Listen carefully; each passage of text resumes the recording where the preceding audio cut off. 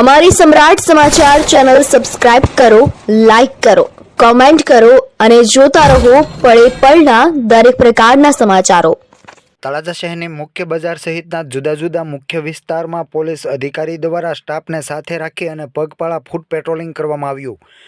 ભાવનગર જિલ્લાના તળાજા શહેરમાં શહેરની મુખ્ય બજારમાં થતા આડેધડ વાહન પાર્કિંગ અને ટ્રાફિક સમસ્યાને લઈને આજે તળાજા પોલીસ મથકમાં ફરજ બજાવતા પોલીસ ઇન્સ્પેક્ટર એબી ગોહિલ દ્વારા સ્ટાફને સાથે રાખી અને પગપાળા ફૂટ પેટ્રોલિંગ કરવામાં આવ્યું હતું તેમજ આરટીઓના નિયમોનું પાલન ન કરતા વાહન ચાલકોને પણ દંડ ફટકારવામાં આવ્યો હતો।